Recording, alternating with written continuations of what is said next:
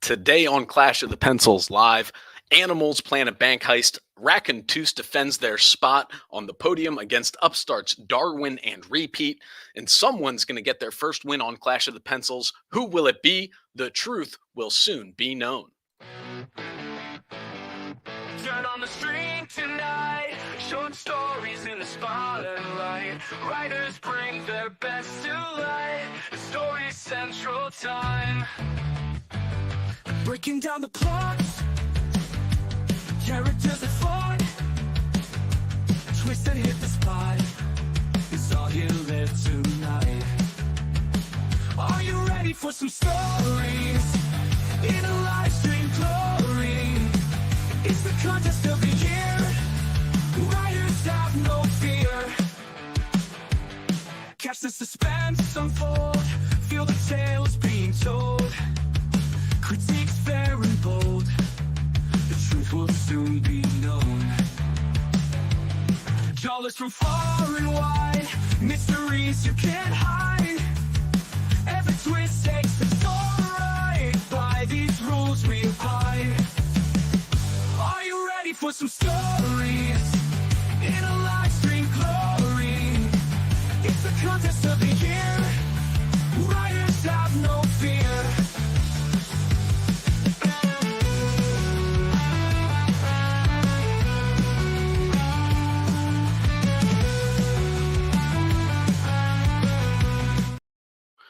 Wow, we are back. Writers have no fear. Indeed, we have three fearless writers submitting some great stories tonight out of a pool of six, actually. And my name is Tom Sherman. I'm your host here on the Clash of the Pencils Live. With me, as always, is Greg the Egg Peterson. What's cooking, Greg? What is up, Tom? I'm excited to get to these animalistic bank heists. Yes, Woo! yes. The prompt for all of those who may or may not remember was an animal has to assemble a crew to to plan a bank heist. A lot of different ways it could go. What if you were an animal? What animal would you be, and who's your crew? Are you asking me? Yeah, man. Yeah, no, there's no one else here. It would be humans, and it would be the bank with the most money. Interesting. Not imaginative, but effective. Yeah. So that's smart stuff there. So we're going to get right into analyzing our three stories. But in case you're wondering how you can play Clash of the Pencils, this is it. How to play Clash of the Pencils. First, watch the live stream every morning. Hey, you're doing a great job. At the end of each show, we'll reveal the next prompt. Take that prompt and handwrite a one-page story based off of it, and then snap a pic and upload it, and you're in the game. See if your story's in the top 3, then vote for your favorite, and tune in to the live stream the next day to see who wins. It's that easy. Easy it is, but you know what? Sometimes our authors make it look hard, and that's a compliment. that's a compliment. Also, we should mention handwriting is not hard. It can look like it's going to be hard, but our Storybot 3000 can decipher even the messiest of handwriting. It's true. And like that child in the animation, you don't have to use two hands at once to handwrite. I don't know if you caught that, but it's impressive. I don't know, Anyways. Storybot struggles with hands still. Anyways, let's see. So here we're gonna hop right into it. Racontus is our only returning member of the podium from last night. They did not win, of course. That was to Slice, but Slice unable to make the cut this time around. So here, let's check out Racontus's story, which is called "A Vampire Bat Makes a Withdrawal from the Blood Bank."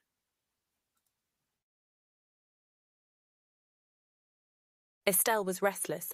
She wanted something so close she could almost taste it, but it remained out of her grasp. No opposable thumbs. Usually she wouldn't care. She'd take her wings over thumbs any day, except now when she needed to open a door. Estelle was a solitary creature, but on friendly terms with her neighbours. She decided to enlist them to help. First, she found Ben. He was wrestling with a slice of pizza, trying to fold it New York style to fit through a sewer grate. Estelle laid out her goal, which was simple: break into the bank. Ben was up for it. "Any chance to pull one over on those jabronis?" he said. "Count me in. I'll bring a couple of my cousins too. They're always stiffing us on the leftover doughnuts," he muttered, nodding towards the dumpster behind the bank. Clearly, Estelle had touched a nerve. She thanked Ben and left him to his dinner. Next, she looked for Matilda. Estelle found her and her Joeys in their usual spot, under the bank's loading dock. After they stopped playing dead, Estelle quickly shared her idea. Matilda and her brood would help cause a sidewalk distraction outside, while Ben and his cousins created one inside. Once the security guards were lured away, the rest was easy. And now the last piece, the doorman with his opposable thumbs. "Julio," Estelle called. "What's good?" Julio smiled, fists full of cotton candy. "Estelle, word is you're putting together a crew. I'm in." "Don't you want to hear about the job?" Estelle asked. "Nah," he replied. "I've been looking for a caper. Gives me an excuse to wear my burglar's mask." He winked, pointing to his black over grey facial fur. Satisfied, Estelle declared, "We'll meet tomorrow at dusk," and flew out of sight to prepare for the heist. She kept one eye open all day, watching the human patrons as they entered and left the bank, their veins lighter from their deposits. Finally, the Red Cross light came on atop the adjacent building. "Furantur hac nocte sanguinem," Estelle whispered, and swooped down to meet her nocturnal companions. Wow. So Estelle the vampire bat assembles a crew to break into the blood bank, including a pack of rats to create a distraction inside the bank, a family of possums to create a distraction outside the bank, and a raccoon to get in to get the goods. So after meeting and assembling her crew, Estelle waits for night before swooping in to execute the plan. Wow, what a menagerie right there. That had it all. There was a lot of social complexity in that cast of characters. First of all, I loved the fact that they were going to a blood bank. There's one thing a bat is going to want to hoard. Yep. It's going to be unlimited blood bags from the Red Mhm. Cross. Yep. Paying it off with the sort of the opening premise with the title, and then the final image of, all right, it's go time. I thought that was a really effective way to set the story setting. But then we had some really rich character development. Estelle, yes, she had to assemble a crew, and it seemed like what was her like goal was to overcome her solitary nature and actually reach out and form social connections because she's used to flying so much. She goes out to Ben. Ben is doing folding the New York style pizza to fit through a sewer grate. I think was the most visceral image that popped into my brain. That was interesting to see what Storyflix did with it. I couldn't infer what creature Ben was, but with Matilda, we get the brood of Joeys, which I think is a kangaroo. And then we hear Julio with his raccoon mask. My question here for you, Tom, Yeah. did Julio, because he heard about this. So who's blabbing here? Is Ben talking, or is it Matilda? But someone has loose lips in this crew, and I'm very, very worried that this is not going to be a successful operation. Because if Julio can hear about this, why wouldn't the police? Why wouldn't the blood bank security? Those poor volunteers at the Red Cross. That's a very good point. This is all a very good point. I hadn't thought about that. Julio just might be a man of the streets, might have his ear to the ground and know what's going on, getting into places that he shouldn't, being a burglar as such. I think Ben, I just admit that, like you said, that visceral image of him folding a slice of pizza through the sewer grate. I mean, that just immediately brought me to Pizza Rat in New York City. So Ben was a rat, bunch of rats there. And then for the Joeys, that I believe was a possum because they were going Are to. Joey's possum? This is my limited animal knowledge. Well, I didn't know either, but I'm assuming I know opossums are marsupials, one of the only North American marsupials, and they are nocturnal. So these are two things. So I would assume that baby possums are called Joeys. I'm not sure, but she was mentioned or referenced as playing dead multiple times. Oh, that's true. Good read. Good read. Yeah, but see, you know what? That's actually what I really liked about this story too, is the characteristics of the characters drive the plot. You know what I mean? Mhm. It's like the Rackentus is able to roll all of those into one, of this rat being like, "Hey, they hold out all the goods on us. Like me and my buddies, we're gonna get those jabronis." Like it's all, and then the Possum playing dead as and then the Julio Opposable just thumbs. Opposable being opposable thumbs. thumbs. With the So, raccoon. which is something I didn't know. I didn't know raccoons had opposable thumbs. I thought we were the only species. I'm going around strutting around the outside, thinking, "Oh, my opposable thumbs make me superior to all hey, these me and all animals." great apes. There's only 4 types of great apes Yeah. and raccoons. I And mean, come on. raccoons. One last note here: Ferrantur hoc nocte sanguum means Yes, they are stealing blood tonight. that's right. That's right. And something that you would expect a vampire bat to say probably Yeah. is be Going brushed into up the on their Latin. Latin. Going back into the Latin as the battle cry. Solid Yeah. move. Solid move. Yeah, I must say. So interesting triangle here too, because the setting was never really developed beyond, it's a bat gathering these crews. So we have kind of this isosceles triangle with a lot of good character description, a lot of good plot development. The setting is still kind of out there, uh, begging Yeah. for a little bit more to be given to it. Yeah, we had a sewer grid and we had a red cross blinking. Those are the 2 things that I can think of. That's right. So, all right, this is a very strong start from Racontus, and on to the next one, as they say, and that is from a new entrant into the fray named Darwin, and this is called the Day of the Weasel. I'd spent so much time in that zoo that I'm not really sure who I am anymore. It took me months to figure out how to escape my cage. My escape would have been quicker if my cage mates hadn't been so completely brainwashed. Even after I managed to open the cage door, they just sat there like nothing had changed. That cage wasn't going to be the end of my story. After my solo escape from my cage, it took me 3 months to make it out of the zoo. During that time, I made many new friends that helped me evade capture.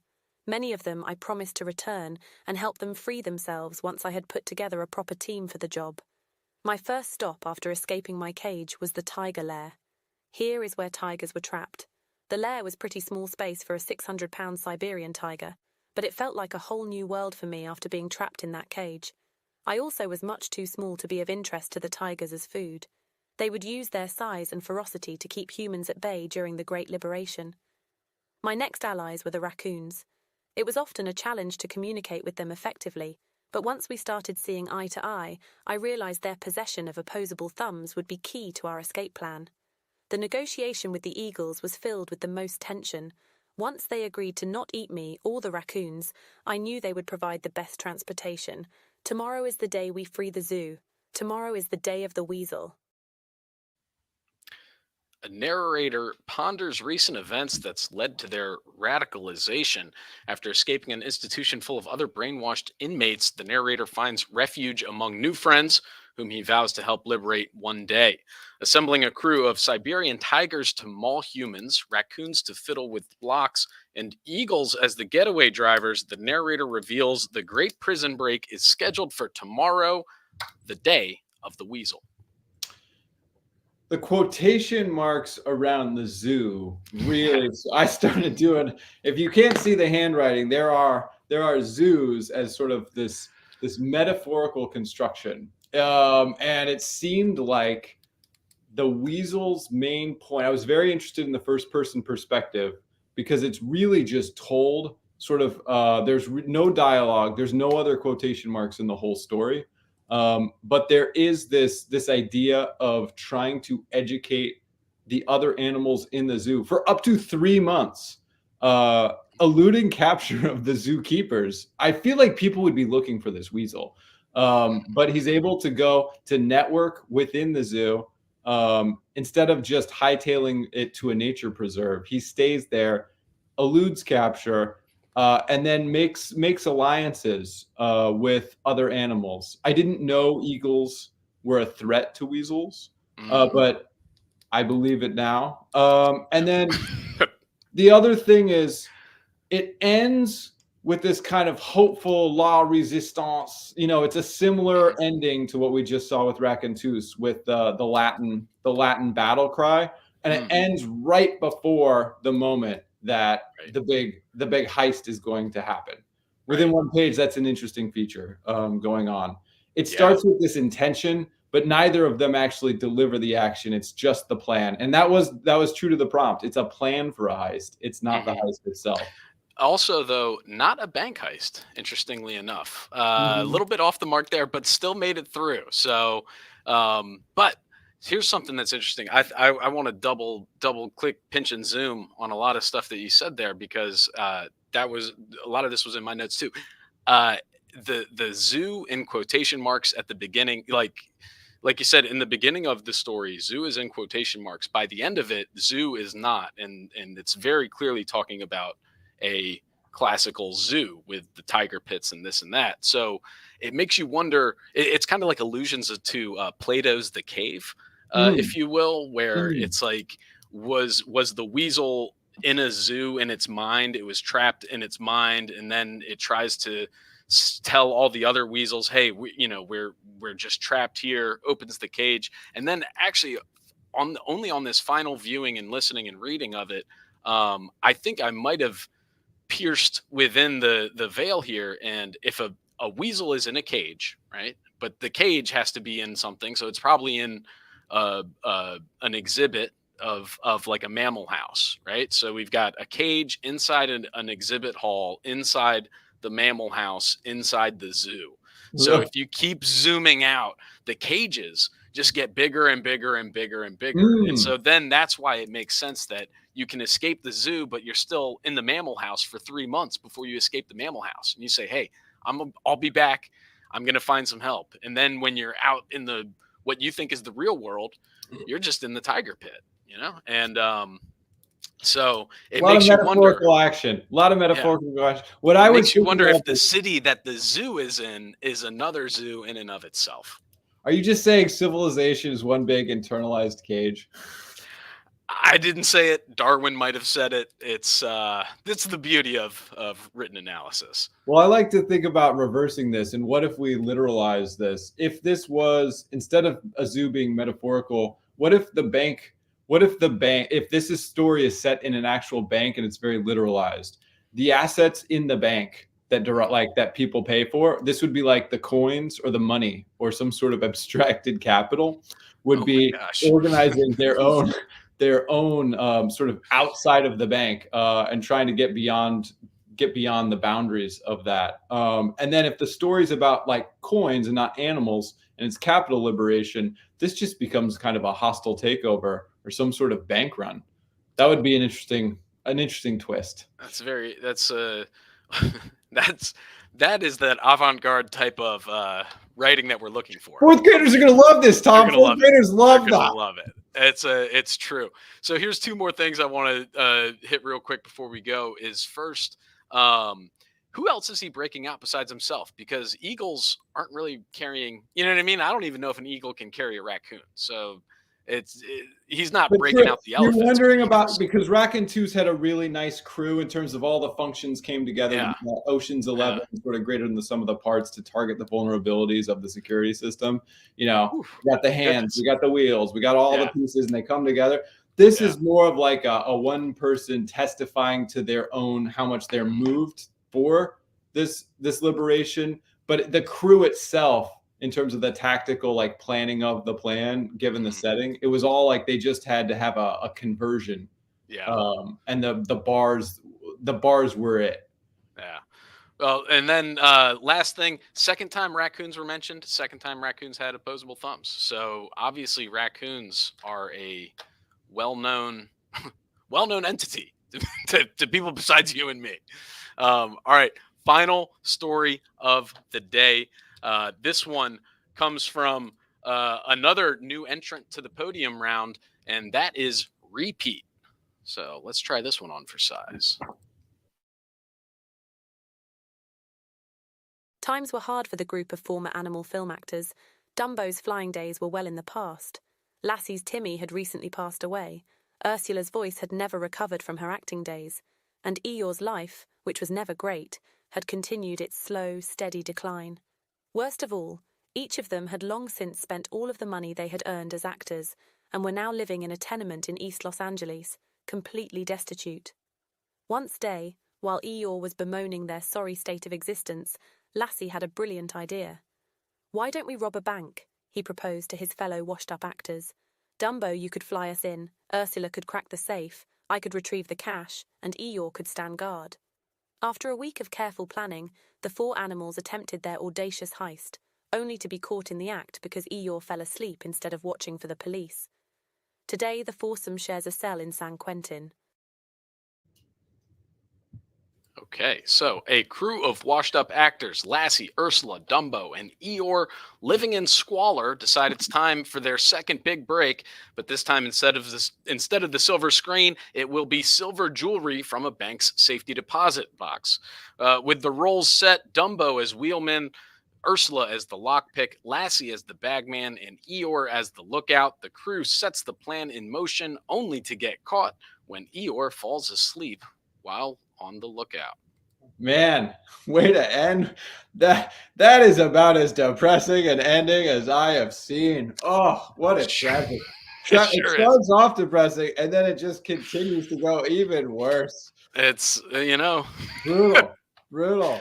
The thing, I liked how the crew could work together. I think if we had to rank these with sort of the crew being greater than the sum of the parts, obviously this crew was not effective, but at least there was some intention or planning that went into how they were going to work together to try to outwit the system. I do think Racontus had the most successful of those in terms of the crew assembly. The other thing that I thought, these are metaphorically, like as symbols, these are really tired television images from boomers. This was a boomer's lament.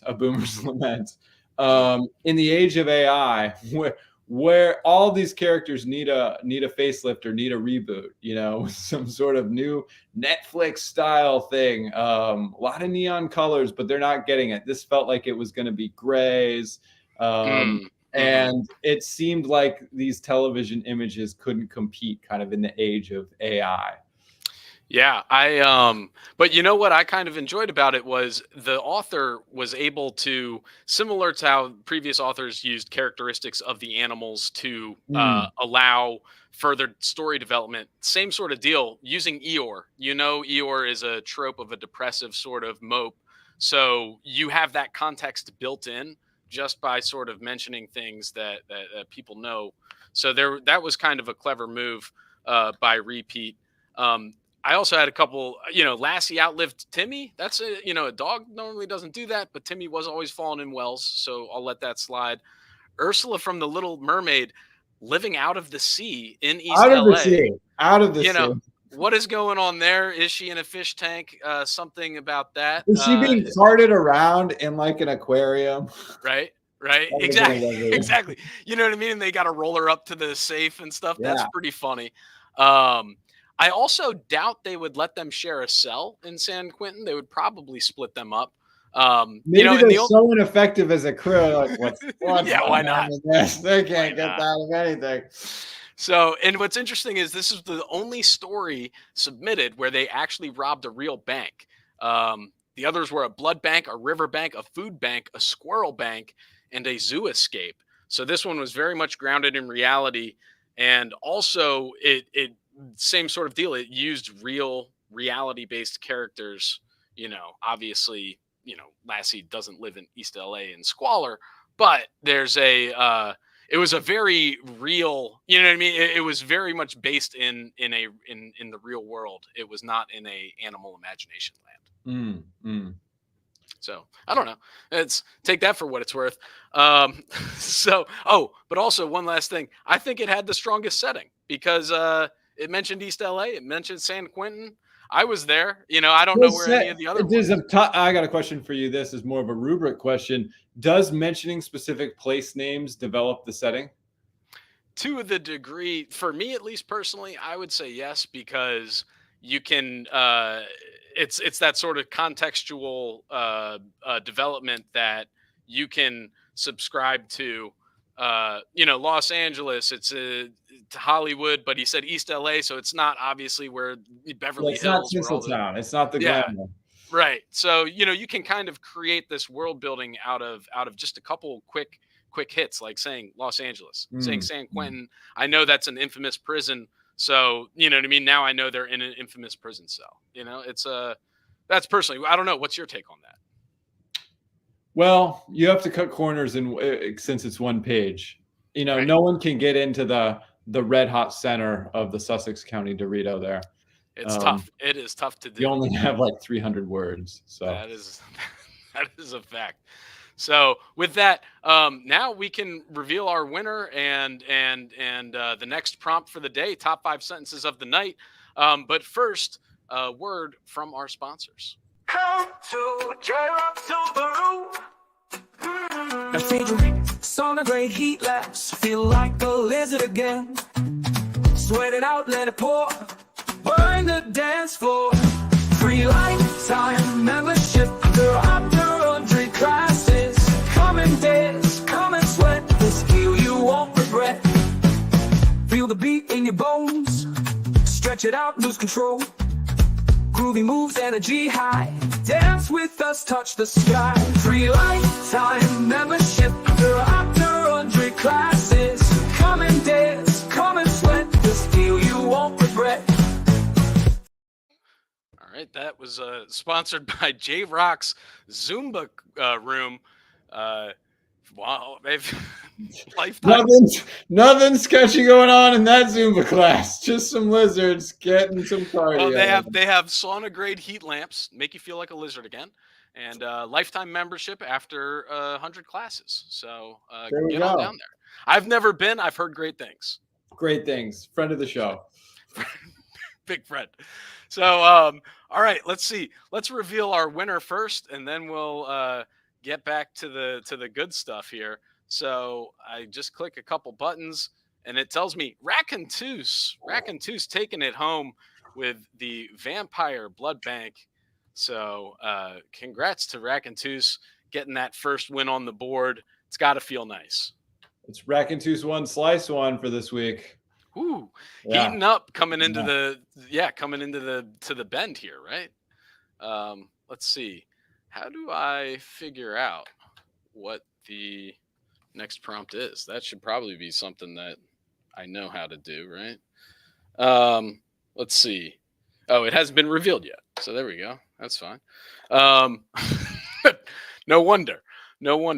All right. Let's do top 5 sentences of the night. How does that sound? Let's do it. All right, perfect. So what we're going to do with top 5 sentences of the night, I'm just going to read the 5 sentences while I kind of let the Franken movie run. And so, I don't know. We'll see what happens. We'll make it We'll work. see what happens. These are our writers. What's that? These are our writers. These are our writers. That's right. This is what a writer's room would look like with all of our submissions. So, number 5 from Darwin. Tomorrow is the day we free the zoo. Tomorrow is the day of the weasel. Number 4 from Red 19. So, the Raccoon Brothers made one more visit to the reconnaissance specialist, Billy the Bat, king of the underworld. Number 3 from Raconteuse. First, she found Ben. He was wrestling with a slice of pizza, trying to fold it New York style to fit through a sewer grate. Number 2 from Nacho's story. Sloth, the ex-race car driver, would helm the getaway car. Always a heavy favorite on the betting lines, but never seemed able to get a win. There were rumors Sloth had ties to the mob, which could prove helpful after the heist. And number 1 from Slice, Hoo-hoo-ha-hank, watched from the trees as Oink Annika entered the bank and filled up on acorns and was swallowed by Hiss Steven as she left. So, yeah, that was a... that was a doozy of a story. Hoo-hoo-ha-hank, chimpanzee character that we all know and love. And Hiss Steven, a boa constrictor, ended up pulling a Eating the crew. Eating your own. Eating your own crew. It's tough out there. All right. And so here's our prompt for the next one is... Dun, dun, dun, dun, dun. While cleaning the attic of an old house, you find a box labeled Magic Potion. So let's see. So yeah, I guess that's I think that goes on to that one when I click this button, right? I don't know. Do I update the leaderboard? Rick Rod, help! Help! Danger! Anyways, I don't know. It's I think that's the next prompt. It's it should be up on your prompts soon enough. I think when I close the live stream, it'll be up. Is that true? Yes. All right, it is up. Thank goodness. We know what we're doing here. We're a tech company. It makes sense. It makes sense. All right. I think that's it. Anything else to share I with think the once it hits 30, it's done. They can't even see us anymore. Oh, thank goodness. But maybe not. Maybe not. Maybe not. Well, if they click the you know, they click the button and watch the full thing, which is a stretch. But anyways, I guess we should sign off just for continuity's sake. So until tomorrow, I'll be here. I'm Tom. Bless Don't you. get captured, kids. Turn on the stream tonight. Short stories in the spotlight. Writers bring their best to light. The Story Central Time. Breaking down the plot. Characters that fought. Twist and hit the spot. It's all you live tonight. Are you ready for some stuff? Oh.